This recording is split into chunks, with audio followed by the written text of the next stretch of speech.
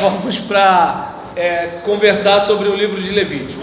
O nome. Seu nome deriva da tribo de Levi, destinada ao serviço religioso do templo, apesar de se relacionar especialmente com os sacerdotes, em vez de com os levitas mesmos, que eram os auxiliares nos serviços do tabernáculo e depois do templo. Nem todos os levitas eram sacerdotes, embora todos os sacerdotes tivessem de ser levitas. O ritual em hebraico de Levítico e as leis cerimoniais devem ser encaradas como uma espécie de jardim de infância para o povo. Neste livro encontramos ensinamentos objetivos e símbolos, inesquecíveis de profundas verdades espirituais. Estes símbolos e verdades espirituais foram dados com o fim de preparar a nação para o discernimento mais profundo que a revelação futura havia de trazer. No âmago de toda a doutrina jaz a santidade de Deus e a pecaminosidade do homem, e o Levítico explana o caminho pelo qual o homem poderia restaurar a sua comunhão com Deus e obter também a santidade. É uma tarefa árdua a realização de tal empreendimento, mas se torna um imperativo à medida que se estudam os sacrifícios e o ritual. Não pode haver paz com Deus sem o perdão do pecado, e este era possível por meio de derramamento do sangue do animal sacrificial, verdadeiro protótipo do sangue do Cordeiro de Deus que tira o pecado do mundo. Não há melhor comentário a este livro que o Novo Testamento, especialmente o livro de Hebreus. Sacrifícios de animais. Havia 4 espécies de sacrifícios, cada qual destinado a ensinar uma lição. O sacrifício pelo pecado, com a ênfase no sangue, uma figura típica de dar a vida a assegurar o perdão do pecado. O holocausto contemplava a entrega da vida já salva ou o pecado já resgatado, portanto simbolizava a consagração da mesma vida. Note-se que o animal devia ser totalmente consumido pelo fogo. A oferta de transgressão ou de restituição dava ênfase à verdade de que há limites na atividade do homem, limites estes que não podem transpor impunemente, especialmente em relação a Deus, também em relação ao semelhante. 4. A oferta de paz, em que tanto o sacerdote como o ofertante comiam, simbolizava a comunhão do pecador com Deus, em virtude do perdão efetuado pelos sacrifícios anteriores. Estas ofertas eram realmente uma festa, em que uma parte da oferta era consumida no altar, para Deus, a outra era comida pelo sacerdote, representante de Deus, e a outra parte era comida pelo pecador, em comunhão com Deus, podendo participar também a sua família. Estas festividades habilitavam o pecador a dar maior e mais completa satisfação a algumas verdades religiosas que não podiam ser encontradas nos outros sacrifícios, ou eram pelo menos pouco observáveis neles. Eram uma necessidade religiosa e social do povo em seus sentimentos de comunhão com Deus, e por isso eram chamadas ofertas de paz. Uma das maneiras pela qual o pecador expressava a sua satisfação pelo perdão recebido era pela oferta adicional, chamada oferta de gratidão. Era o pecador dando a Deus o seu máximo de agradecimento pelo favor imerecido que recebera. Uma outra oferta adicional expressava o sentimento de obrigação ou pagamento de dívida, ou ainda a alegria pelo pagamento já efetuado e que se realizava por meio de um voto ou oferta votiva.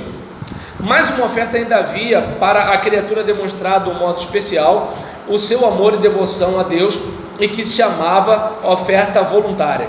Além destas ofertas, em que sempre entrava o sangue, devemos ainda mencionar a oferta de cereais, que simbolizava a consagração dos frutos do trabalho a Deus. Além desta, havia a oferta de libações, que não é fácil de analisar. Os patriarcas ofereceram ofertas de libações séculos antes do Sinai. Estas ofertas estavam sempre relacionadas com outras e não eram uma parte em separado, mas parte de um todo. Algumas vezes o holocausto, outras a oferta de paz. O seu significado, portanto, era o mesmo, podendo ser considerado como uma expansão da oferta fundamental, em que iam, além da própria oferta, outros elementos que a aumentavam. O restante do Levítico refere-se a diversas leis sobre coisas puras e impuras em Israel, de modo a estabelecer a verdade entre o puro e o impuro, o bom e o mau. O povo de Deus devia ser separado como povo santo, havendo, portanto, outros povos que não eram santos. Há também os grandes capítulos a respeito da consagração dos sacerdotes, o grande sacrifício anual de expiação, e que devem ser estudados em conexão com outros sacrifícios. Depois vem os dias santificados dos hebreus, que tinham também seu sentido simbólico. O sábado ensinava que Deus é o Criador, tudo é seu. A Páscoa significava que Deus é o Redentor. O Pentecostes na primavera e a festa dos tabernáculos no outono ensinavam que Deus é o provedor. O dia da expiação nacional pontificava que Deus é santo e gracioso, que todos podem achegar-se a Ele. Mais uma nota: aconselhamos a leitura do estudo do livro de Levítico da seguinte forma: os ensinos aqui, dados sinteticamente, são lá bastante desenvolvidos, mesmo que a exposição seja dada em uma forma um tanto diferente. O fundamento é o mesmo. Então é importante a gente olhar para isso, né, e verificar que, de acordo com o esboço, tem as leis sobre o sacrifício, que tratam da purificação e da expiação, do capítulo 1 ao 16. De 1 a 7, as diversas espécies principais de sacrifícios, com a direção suplementar aos sacerdotes. Do capítulo 8 ao 10 tem a consagração dos sacerdotes, seguida do pecado de Nadab e Abiú, que ofereceram fogo estranho. Não sei quantos lembram disso. Do capítulo 11 ao 15 tem as leis da purificação. No capítulo 16 tem o dia da expiação nacional. Tem também as leis da santidade, do capítulo 17 ao 26, em que há uma coleção de preceitos relacionados com a moral e o cerimonial, dando ênfase especial à santidade.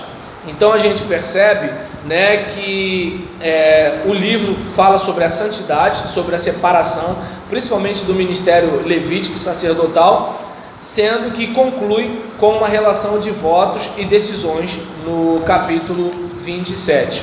E a gente, né, encontra isso de forma bastante clara e detalhada, que muita gente, até na leitura bíblica, pula Levítico porque tem gente que acha chato, né? Então vamos parar por aqui. Mas o básico do básico é o seguinte: Deus é santo, e o homem tem que ter consciência de que ele não tem condições de se apresentar diante de um Deus santo, tanto que é preciso que haja derramamento de sangue para, de um modo dramático, mostrar, né, que assim, o homem é pecador e merecia morrer, e aí Deus exige a morte de alguém inocente para pagar pelo culpado. Para o indivíduo, imagina a cena do cara sempre lembrar daquele bichinho inocente sendo cortado, sangrando, sofrendo, para lembrar o seguinte: olha só, ofendi a Deus e a minha ofensa trouxe morte, né? O que você falou? Então tá bom.